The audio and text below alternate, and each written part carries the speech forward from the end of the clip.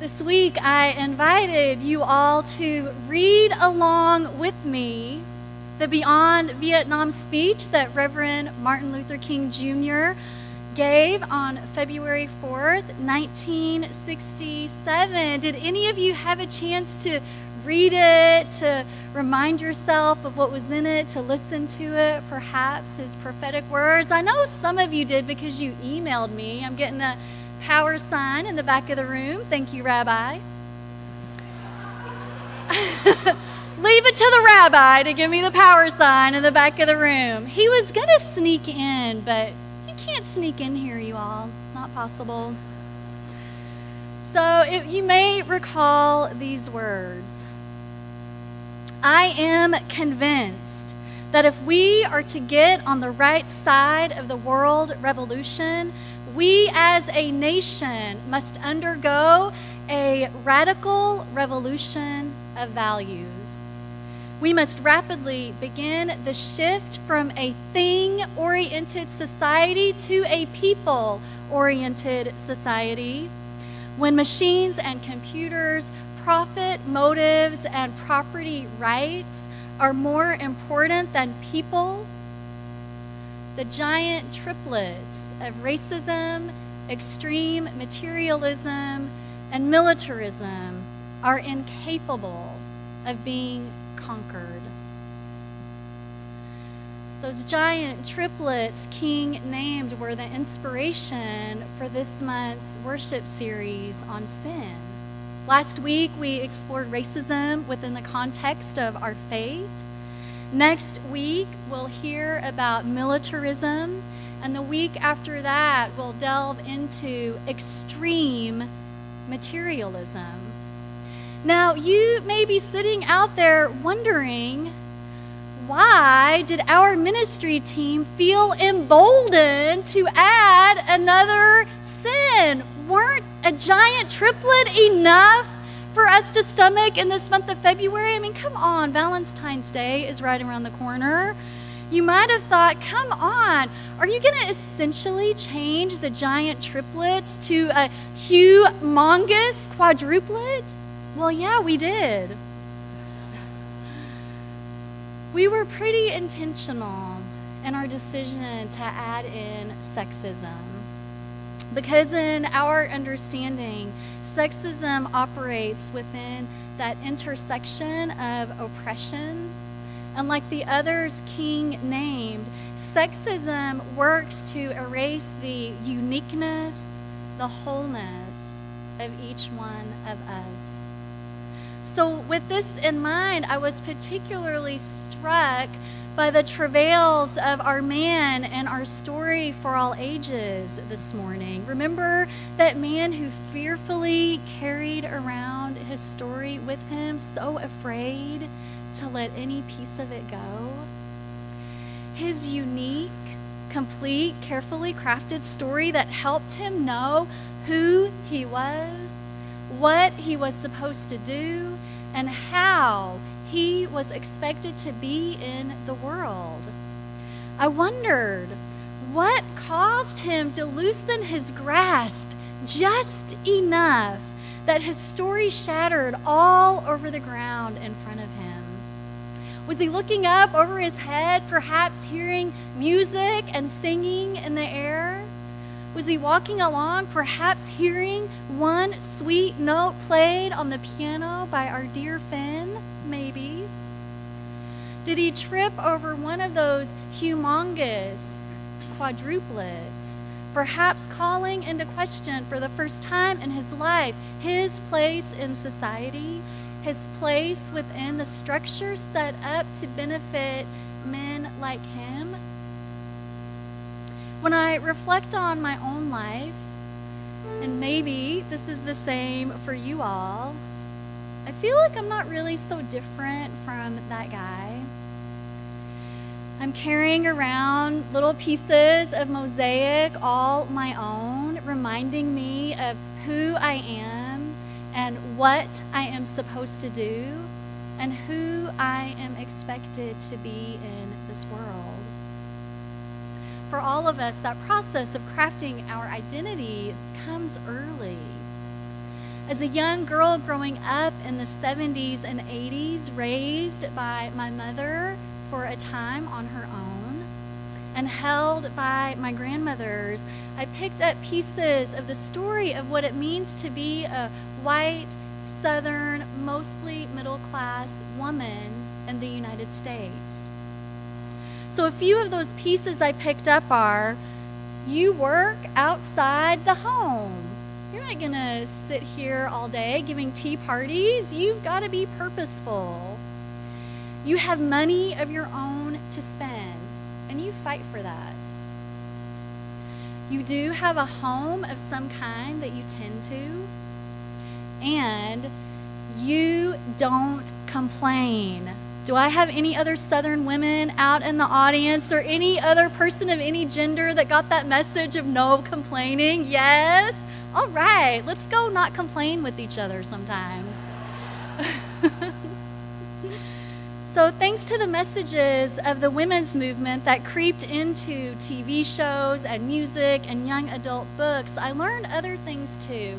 I learned that women are strong. I learned that when things get tough, you turn to your girlfriends or male friends. I learned that your hard work may not always be recognized, but that's okay because you're out there working for yourself. All those pieces crafted together an image of this woman that could do anything, achieve her highest goal, and work through any obstacles that she might encounter.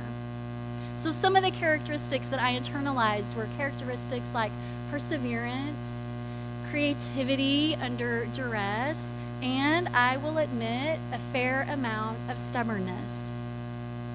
And I hope that as you all were growing up and becoming who you are, that you also were offered plenty of positive mosaic pieces for you to carry close to your hearts. Of course, those weren't the only messages that I picked up from the culture around me, and other pieces of mosaic really quickly fell into my bag. The jagged, rough edges of a system called sexism. All too often they fell at a faster pace, and all too often with more power than the woman positive messages I received. You can do anything was juxtaposed alongside troubling everyday experiences. Things like noticing that all the hardworking women in my life came home and had what came to be known as the third shift of cooking and cleaning and doing and nurturing and caretaking. I learned that excelling in language was good, and doing well in math was good, but also considered a little bit weird and unexpected. I learned that my body was a thing to be cherished, and I learned that from my family. But it was also very much looked at as an object. I learned that from walking around just out in the world. And with regards to my body, my experience taught me that if I wanted to avoid unwanted stares or unwelcome advances, I had best cover it up as much as I could without attracting too much attention, of being too outside of what was acceptable. But then this other conflicting cultural message was that I was actually supposed to show it off as much as possible. And so one of the most troubling and one of the things that I tried to unravel throughout my life was this understanding that I could do anything, but then my well-meaning grandmother saying to me over and over again, girls can't do that. Girls can't do that. You really should act like a lady. How many people got that?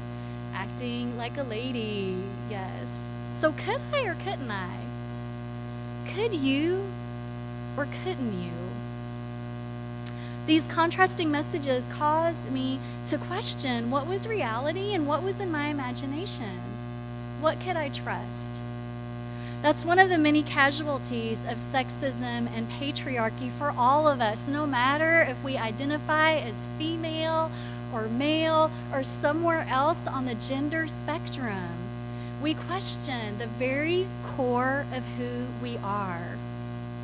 Words from Audre Lorde found in our gray hymnal touch on how systems of oppression teach us to distrust what we know. She writes, "And when the sun rises, we are afraid it will not remain.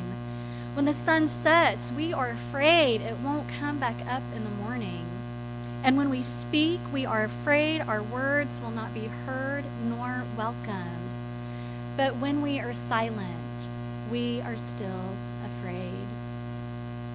Are there ways that you have chosen to be silent? Are there mosaic pieces of your own life that need rearranging in order for you to be whole? What would it mean for you to risk and tell your story? What would it mean for you to hear another story and decide to fight and to live and to not compromise?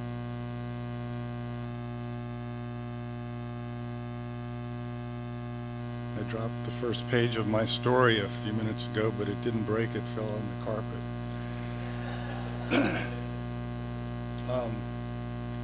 My story today is male expectations. I'm beginning to sweat now. That's the first male expectation. In preparation for this, I had a session with our pastor this week. I wasn't prepared, so I asked for some examples of expectations. She knew them all. I was relieved and wrote them down. As I am a retired teacher, here they are in report card form. I'll dispense with the easy ones first. Be strong and take care of things. My spouse does that about half the time. Grade C.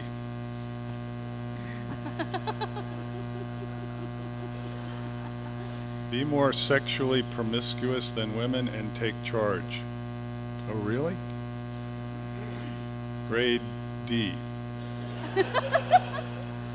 No, you aren't getting more of an explanation. And now the other expectations. Don't show emotions, cry, etc. We lived in South Carolina in the 1950s, this during my 6th and 7th grades. If I hadn't already learned not to cry, I did there. I guess I believed in openness and honesty a bit too much. So each time the other boys asked me if I was a Yankee, I said yes. That never worked out well for me. From then on, I only cried in movie theaters, at sad movies where no one can see. Tears come easily there. Grade A. Be good at sports, expectation. Also in South Carolina, I had my first real experience with organized sports.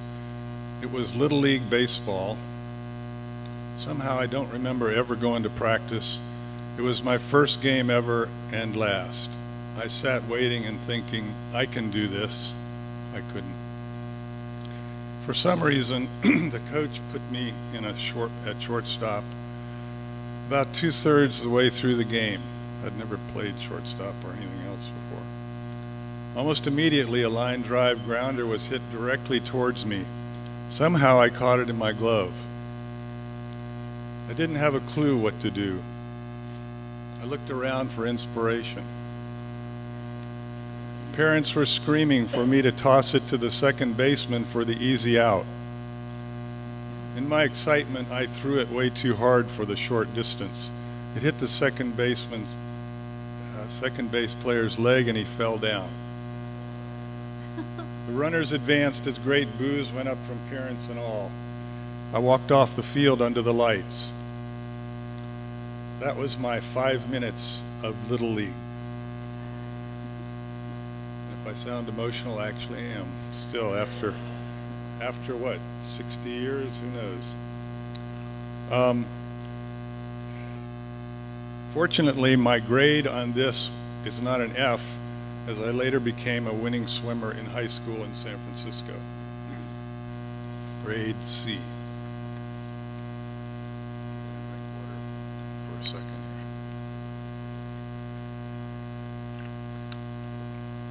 here. Like Marco Rubio. I'm from Florida. So,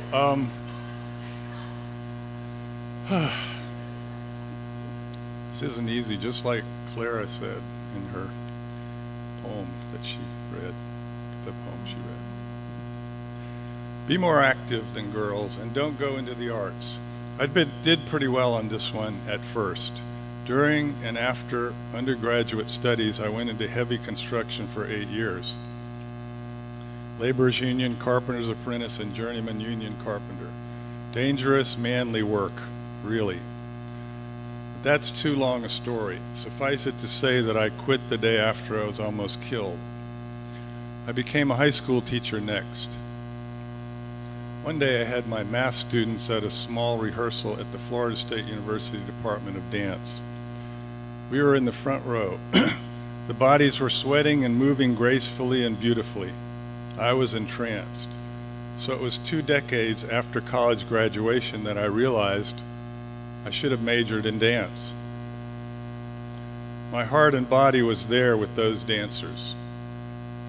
But believe me, when I was 18, young men didn't go into dance as their major. Interestingly enough, my mother probably would have been against it. She had gone to Pratt Art Institute in Brooklyn and then did fashion shows across the U.S. for McCall's magazine in the 1920s and 30s. But she told me not to become an artist because they don't make any money.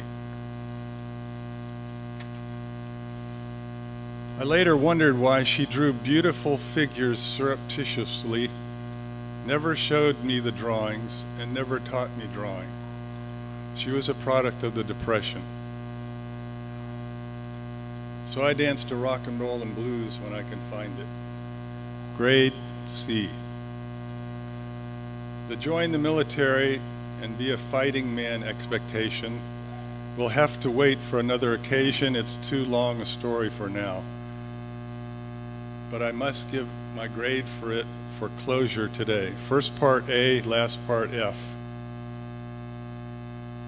My creatively average grade on male expectations, D. And worse, I like movies with character development and minimal violence. And horribly, I never know who is playing in that big football game each year this month.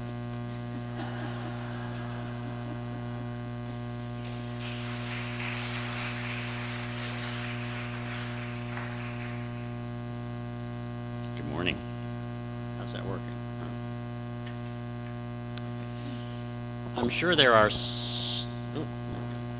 some of you here today that remember the TV series Father Knows Best. I hear some. Okay. That was a show that ran from 1954 to 1960, and that was the time that I was between 8 and 14 years old, and very impressionable. I believe the title of that show really says it all. Father Knows Best. And for me, growing up in the Eisenhower era, Father really did know best. My father told me how I should look, how women should look, and how they should be seen and not heard. My earliest impressions of what a man should be in life were somewhat modeled after Father Knows Best. This show, and others like it, and the world I lived in, depicted the stereotypical role that women should be cast in and where a woman's place was in the hierarchy, not only of the family, but in society. Now, there are also some of you here, I would imagine, that know the more recent TV show, Mad Men. Okay. Well, that was my father. We lived in New Jersey. Every morning he would be driven to the train, took the Jersey Central into Manhattan, and worked at an ad agency. He had martini lunches and then returned on the train back to New Jersey. He'd come home, go into the living room with his newspaper, and my mother would bring him his old fashioned. My mother, of course, in her apron, would call us to dinner, And my father, who was served, would, if he didn't like it, would make it known through rather demeaning and negative remarks. As I made my way through college and I had a taste of fraternity life and what was called our sister sororities, it was soon a phase of my life that I saw as being very shallow and false, and I especially found it distasteful of how my brothers treated women. It's a product of the 60s. I was lured to Haight-Ashbury, to flower power. Is that a good thing? You get that? All right, just checking. Lured to Haight-Ashbury, flower power, Woodstock, and women's liberation, all of which had a very significant influence on my inner self and how I viewed the world. But it was my profession, education, and in particular Montessori education, where I truly began the realization of patriarchal privilege. The schools I worked in and I ran as a head of school for over 4 decades were predominantly female, and what I soon realized was a distinct dichotomy in the profession. The teaching profession, like so many other professions, treated women differently. As I worked with schools and their boards, I became an advocate to correct this disparity of income and made sure my teachers, administrators, who were mostly women, were paid as well as we could afford and were certainly on a scale with any of the male colleagues. Although women were not discouraged from professional advancement in the education field, there being a need for leadership, they found themselves being paid far less than their male counterparts. The fact that they were second incomes in their families often played into the salaries they made versus the men. Unfair societal positioning. In the 80s and 90s, I began reading the philosopher Carl Jung and embraced his theory of the anima and the animus. These unconscious domains are very powerful. Mostly the anima is repressed by men because, well, it's their feminine side, which may, I feel, be at the root of why men treat women in disrespectful ways and why we are hearing about it every day. This fear of emotional and intuitive exposure not only represses the male, but it fans a false masculine superiority over women. Feeling extremely uncomfortable with this misogyny, I began allowing myself to feel my feminine side and embrace it, and feel comfortable with emotions such as crying in public and exploring rather than burying my feelings. What I noticed was I became more intuitive and began embracing a deeper understanding of myself and my spirituality. Through these experiences, I have become a better man, one who embraces his feminine side, and in doing so, I hope I am contributing to a breakdown in the misogyny that hurts us all. Thank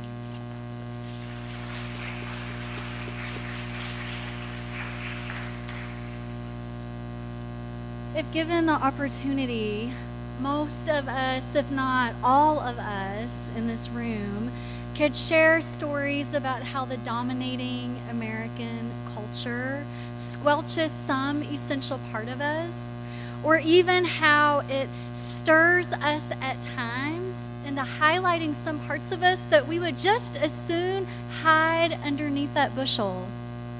The tale of the man whose story shatters into pieces all around him, it reminded me of a mystical Jewish telling of creation. And this understanding, at some point, God contracted God's self to make room for creation. And as God contracted, divine light became trapped in holy vessels, some of which shattered and splintered all over the universe. Most of that light ended up returning out to the divine source, but some of the light stayed and got trapped in those vessels. Those shards constitute evil in our world, and the trapped sparks of divine light give that evil power. This is the basis for the Jewish concept of tikkun olam. Our purpose in this world as humans is repairing the brokenness, gathering up the trapped light, and releasing it back out into the world. As Unitarian Universalists, we are called to release any and all light that is trapped within us, held captive by systems of sexism, racism, homophobia, transphobia, ableism, all of those systems that really operate to separate us from the core of who we are, that work to separate us from those we love, that work to separate us from our neighbors. We are called to create wholeness. And so that's why you'll see us, troopers, Unitarian, Universalist, sweeping up the pieces of each other's broken stories, singing as we go. We risk the telling, we risk the hearing, because we know that in the process we are building a new way. Now let us begin.